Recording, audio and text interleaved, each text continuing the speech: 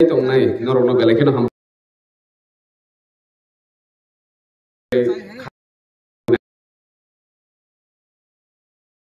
कारण सारसनि schedule tight एकदम गोबां गोरों जागौ प्रोग्राम बाय दिनै अराव फाइमानि बागै बेथाराव जे नायसिं दंनाय रनो पाइपलाइन याफारो दिनै सारसनि दुइ नरक खोनाय थांबाय saturation of 4G mobile services in the entire state of Meghalaya. Because of internet, I can sell this local handicraft online. Internet के पढ़ाई के लिए आसान रहता है।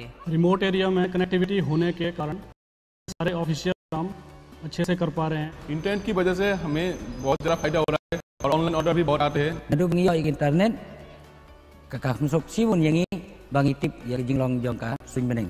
इंटरनेट के माध्यम से जॉब अप्लाई, पैन कार्ड, आधार कार्ड वगैरह जितने ऑनलाइन काम होता है इसे देकर काम करता हूँ, इसी से मेरा रोजी रोटी चल रहा है। Fulfilling the dream of Honorable Prime Minister for the Northeast, telecom providers are working relentlessly to bring finance to the Northeast. Will continue as we pledge to bring smiles to the people of Northeast India. 5G अवसरों के अनंत आकाश की शुरुआत है। मैं प्रत्येक भारतवासी को इसके लिए बहुत बहुत बधाई देता हूं।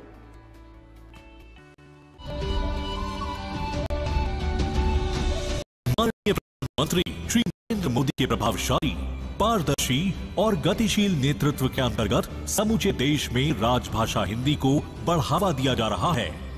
देश की अखंडता एवं एकता को और मजबूत करने के लिए कार्यात्मक या आम बोलचाल की भाषा के रूप में हिंदी को प्रोत्साहित किया जा रहा है। इससे युवाओं के लिए भारत भर में रोजगार के बेहतर अवसर उत्पन्न हो रहे हैं। उत्तर पूर्वी परिषद ने विभिन्न शैक्षणिक संस्थानों में हिंदी को बढ़ावा देने के लिए महाविद्यालयों के हिंदी अनुभाग के सुदृढ़ीकरण के लिए पहले चरण में त्रिपुरा के 6, मिजोरम के 3, असम के 2 और मणिपुर के 10 शैक्षणिक संस्थान हैं। इस के तहत पुस्तकालयों में आधारभूत ढांचे को विकसित करने के अलावा लोकप्रिय साहित्य उपलब्ध करवाया गया है। Meghalaya celebrates 50 years of state. Guided by the strong vision of Honorable Prime Minister Shri Narendra Modi and under the dynamic leadership of Honorable Chief Minister Shri Conrad K. Sangma, Meghalaya has been able to achieve stupendous growth. ये बदलते मेघालय ने बहुत कुछ हासिल किया। Under Jal Jeevan Mission, Meghalaya is one of the best performing states by providing functional tap water connections to more than 2.7 lakh households. Meghalaya is one of the best states in implementation of National Rural Livelihood Mission. Tourism is a key sector of the state's economy. To attract more tourists, there was a need to create new infrastructure and upgrade rural roads in the state. मैं निवेदन करती हूँ भारत के माननीय प्रधानमंत्री श्री नरेंद्र मोदी जी से कि वे कृपया आज के इस भव्य सभा को संबोधित करें।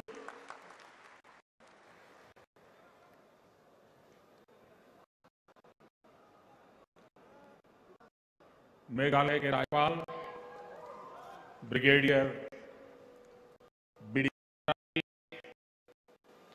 मेघालय के मुख्यमंत्री संगमा जी, केंद्रीय मंत्रिपरिषद के मेरे सहयोगी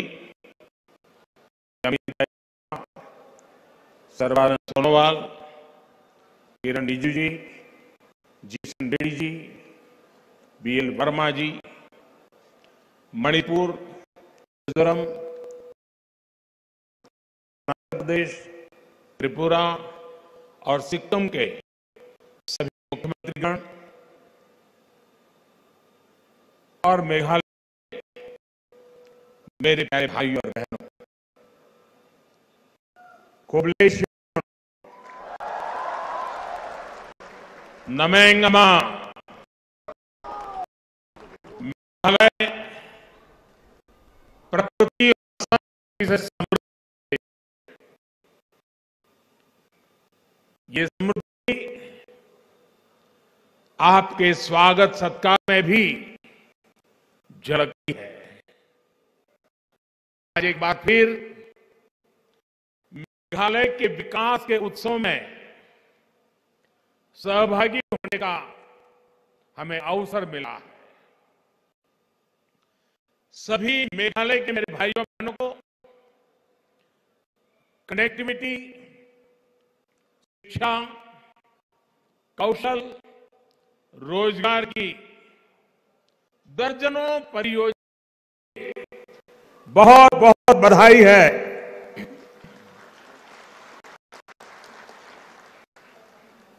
भाइयों और बहनों, ये संयोग ही है कि आज जब फुटबॉल वर्ल्ड कप का फाइनल हो रहा है, तब मैं यहां फुटबॉल के मैदान में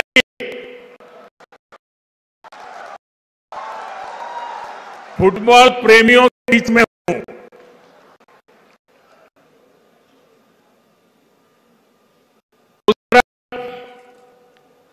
फुटबॉल की स्पर्धा चल रही है, हम फुटबॉल के मैदान में विकास की स्पर्धा कर रहे हैं। मुझे एहसास है कि खत्म हो रहा है, लेकिन उत्साह और उमंग यहां भी कम नहीं है। तो जब फुटबॉल के मैदान में हूं और फुटबॉल फीवर, तो क्यों हम फुटबॉल की परिभाषा में ही बात करें, फुटबॉल का ही उदाहरण देकर बात करें। हम सबको मालूम है कि फुटबॉल में अगर कोई खेल भावना के विरुद्ध, स्पोर्ट्समैन स्पिरिट के खिलाफ अगर कोई भी व्यवहार करता है तो उसे रेड कार्ड दिखाकर बाहर कर दिया जाता है।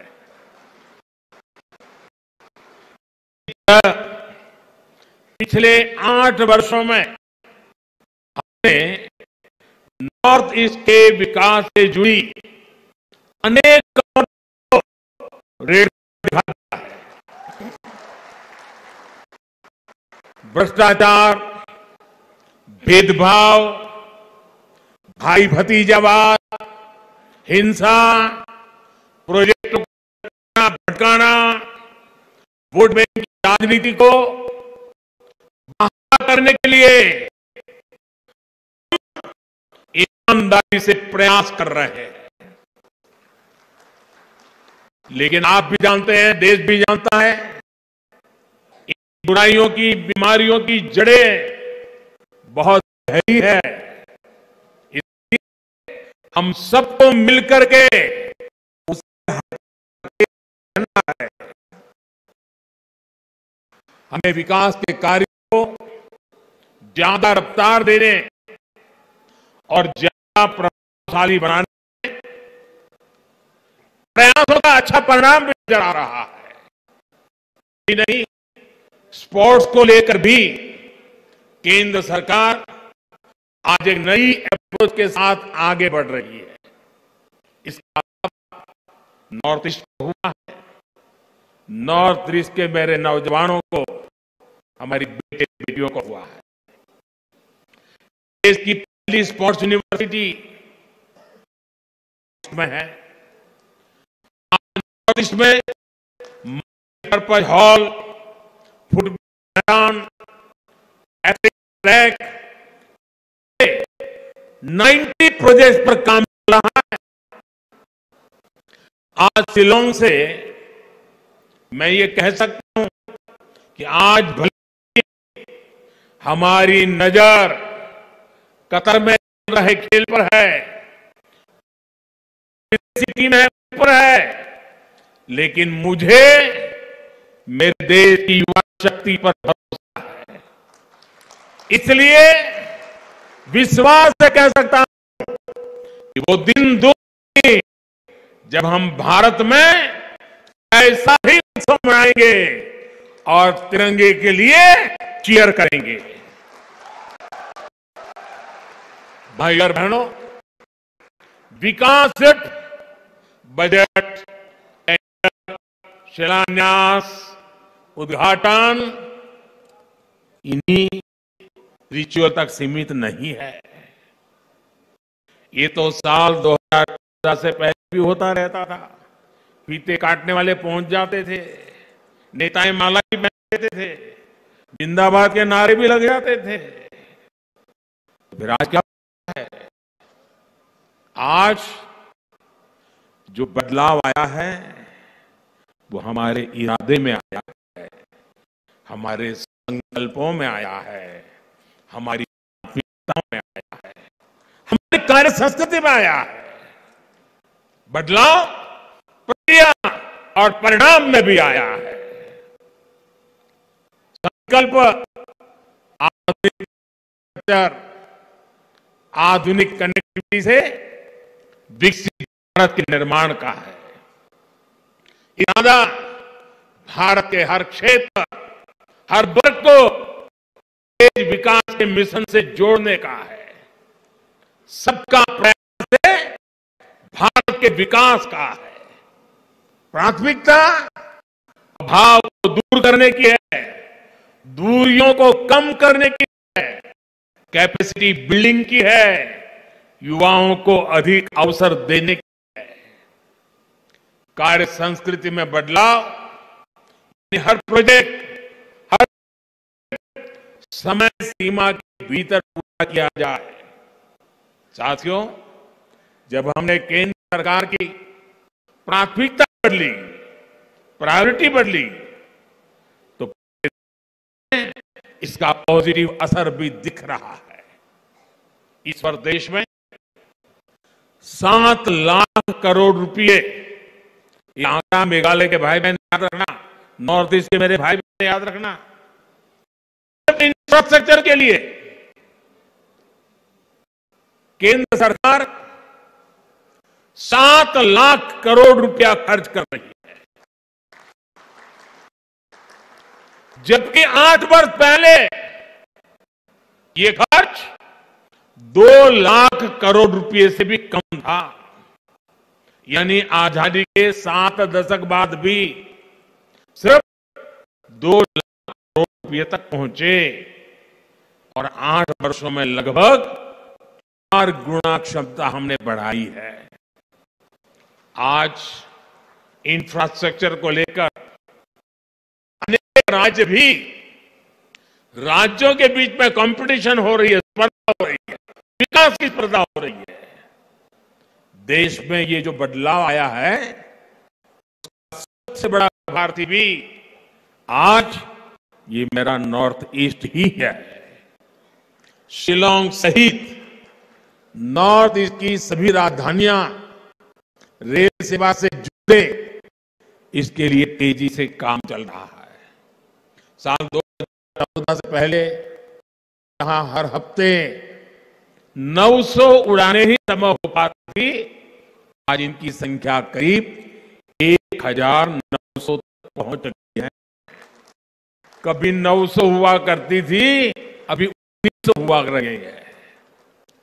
आज मेघालय में उड़ान योजना 100 रूट्स पर हवाई सेवा चल रही है। इससे मेघालय वासियों को सस्ती हवाई सेवा का लाभ मिल रहा है।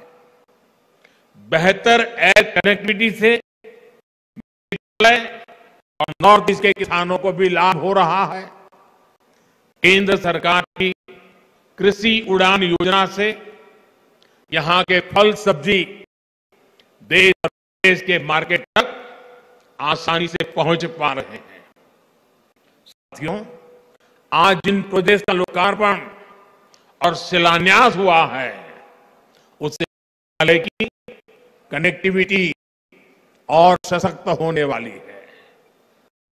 पिछले 8 वर्षों में मेघालय में नेशनल हाईवे के निर्माण पर 5,000 करोड़ रुपए खर्च किए हैं। पिछले 8 वर्षों में जितनी ग्रामीण सड़कें मेघालय में प्रधानमंत्री सड़क योजना के तहत बनी है, वह उससे पहले 20 में से 7 गुना ज्यादा है। भाइयों और बहनों, नॉर्थ ईस्ट की शक्ति के लिए कनेक्टिविटी से नए अवसर बनाए जा रहे हैं। डिजिटल कनेक्टिविटी से सिर्फ बातचीत कम्युनिकेशन नहीं, उतना ही लाभ ऐसा नहीं है। इससे टूरिज्म से लेकर टेक्नोलॉजी तक, शिक्षा से लेकर स्वास्थ्य तक हर क्षेत्र में सुविधाएं बढ़ती हैं, अवसर बढ़ते हैं। साथ ही विश्व में तेजी से उभरती डिजिटल अर्थव्यवस्था का सामर्थ्य भी इससे बढ़ता है। 2014 की तुलना में नॉर्थ ईस्ट में ऑप्टिकल फाइबर की कवरेज लगभग 4 गुना, वहीं मेघालय में ये वृद्धि 5 गुना से अधिक है। नॉर्थ के कोने कोने तक बेहतर मोबाइल कनेक्टिविटी, उसके लिए 6000 मोबाइल टावर लगाए जा रहे हैं। इस पर 5000 करोड़ रुपए से अधिक खर्च किया जा रहा है। आज मेघालय में अनेक 4G मोबाइल टावर्स का लोकार्पण इन प्रयासों को गति देगा। ये इंफ्रास्ट्रक्चर यहां के युवाओं को नए अवसर देने वाला है। मेघालय में IIM का लोकार्पण और टेक्नोलॉजी पार्क का शिलान्यास भी पढ़ाई और कमाई के अवसरों का विस्तार। आज नॉर्थ के आदिवासी क्षेत्रों में 150 से अधिक एकलव्य मॉडल स्कूल बनाए जा रहे हैं। इसमें से 39 मेघालय है। दूसरी तरफ IIM जैसे प्रोफेशनल एजुकेशन के संस्थानों से युवाओं को प्रोफेशनल एजुकेशन का लाभ भी यही मिलने वाला है। भाई और बहनों, इसके विकास के लिए भाजपा की NDA की सरकार पूरी ईमानदारी से काम कर रही है। इस बार 3 नई योजनाएं शुरू की गई है, जो तो सीधे नॉर्थ ईस्ट के लिए है या फिर उनसे नॉर्थ ईस्ट का सबसे अधिक होने वाला है। पर्वतमाला योजना के तहत रॉपवे का नेटवर्क बनाया जा रहा है।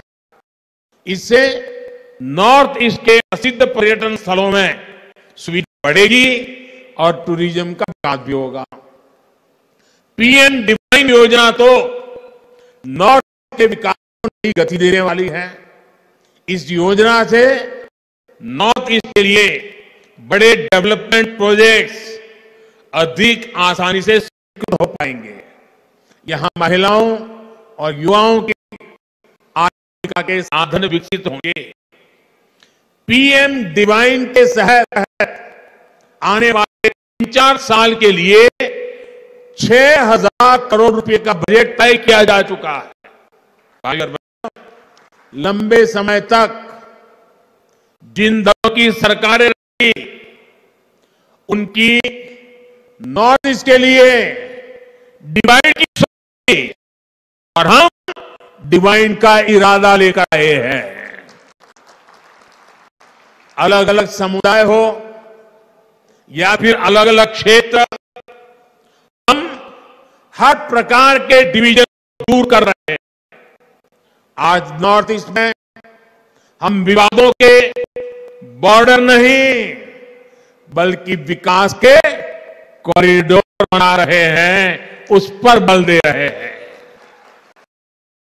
8 वर्षों में अनेक संगठनों ने हिंसा का रास्ता छोड़ा है, स्थायी शांति की राह पकड़ी है।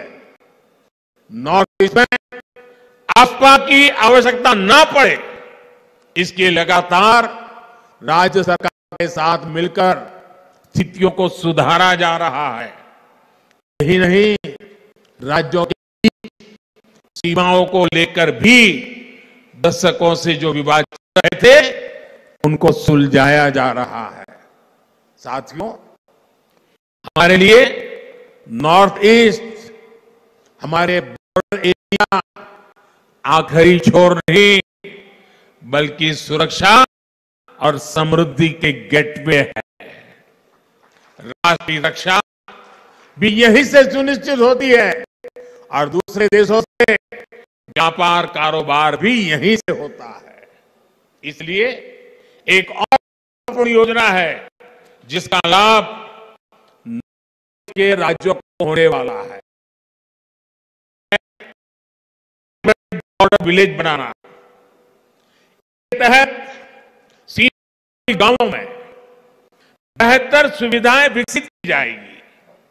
लंबे समय तक देश में ये सोच रही है कि बॉर्डर एरिया में विकास होगा, कनेक्टिविटी बढ़ेगी तो दुश्मन को फायदा होगा, ये सोचा जाता था। मैं तो कल्पना भी नहीं कर सकता हूं क्या सोचा जा सकता है। पहले की सरकार की सोच के कारण नॉर्थ ईस्ट समेत देश के सभी सीमावर्ती क्षेत्रों में कनेक्टिविटी बेहतर नहीं हो पाई। लेकिन आज डंके की चोट पर बॉर्डर पर नई सड़कें, नई टनल, नए पुल, नई रेल लाइन, नए एयरस्ट्रिप, जो भी आवश्यक है एक के बाद उसके निर्माण का काम तेज गति से चल रहा है। गांव वीरान हुआ करते थे, हम वाइब्रेंट बनाने में जुटे हैं। जो गति हमारे शहरों के लिए महत्वपूर्ण है, हमारे बॉर्डर पर भी वही गति होनी आवश्यक है। इससे यहां टूरिज्म भी बढ़ेगा और जो लोग गांव छोड़ गए हैं वे भी वापस लौटकर आएंगे। साथियों, पिछले साल मुझे वेटिकन सिटी का अवसर मिला, जहां मेरी मुलाकात हिज होलीनेस द पोप से हुई। मैंने उन्हें भारत आने का न्योता भी दिया है। इस मुलाकात ने मेरे मन पर गहरा प्रभाव छोड़ा। हम दोनों ने उन चुनौतियों पर चर्चा की जिनसे आज पूरी मानवता जूझ रही है। एकता और समरसता की भावना से कैसे सबका कल्याण हो सकता है, इस पर एकजुट प्रयासों के लिए सहमति बनी। इसी भाव को हमें सशक्त करना है। साथियों, शांति और विकास की राजनीति का सबसे अधिक लाभ हमारे जनजातीय समाज को हुआ है। आदिवासी समाज की परंपरा, भाषा, भूषा, संस्कृति को बनाए रखते हुए आदिवासी क्षेत्रों का विकास सरकार की प्राथमिकता है। बांस की कटाई पर जो प्रतिबंध था उसे हमने हटा दिया। इससे बांस से जुड़े आदिवासी उत्पादों के निर्माण को बल मिला। वनों से प्राप्त उपज में वैल्यू एडिशन के लिए नॉर्थ ईस्ट में 850 वनधन केंद्र स्थापित किए जा चुके हैं। इनसे अनेक सेल्फ हेल्प ग्रुप जुड़े हैं, जिनमें अनेक हमारी माताएं बहनें काम कर रही है। यही नहीं, घर, पानी, बिजली, गैस जैसे सोशल इंफ्रास्ट्रक्चर का भी नॉर्थ ईस्ट को सबसे अधिक लाभ हुआ है। बीते वर्षों में मेघालय में 2 लाख घरों तक पहली बार बिजली पहुंची है। गरीबों के लिए लगभग 70,000 घर स्वीकृत हुए हैं। 3 लाख परिवारों को पहली बार नल से जल की सुविधा मिली है। ऐसी सुविधाओं के सबसे बड़ा लाभार्थी हमारे आदिवासी भाई बहन हैं। साथियों, नॉर्थ ईस्ट में तेज विकास की ये धारा ऐसे ही प्रवाहित होती रहे, इसलिए आपका आशीर्वाद हमारी ऊर्जा है। अभी कुछ ही दिनों में क्रिसमस का पर्व आ रहा है, ये त्योहार आ रहा है। आप सभी को आज जब मैं नॉर्थ ईस्ट आया तो इसी धरती से सभी देशवासियों को, सभी मेरे नॉर्थ ईस्ट के भाई बहनों को आने वाले क्रिसमस के त्योहार की अनेक अनेक शुभकामनाएं देता हूं। एक बार फिर आप सभी को बहुत बहुत बधाई। खुबले शिवोन मितेला।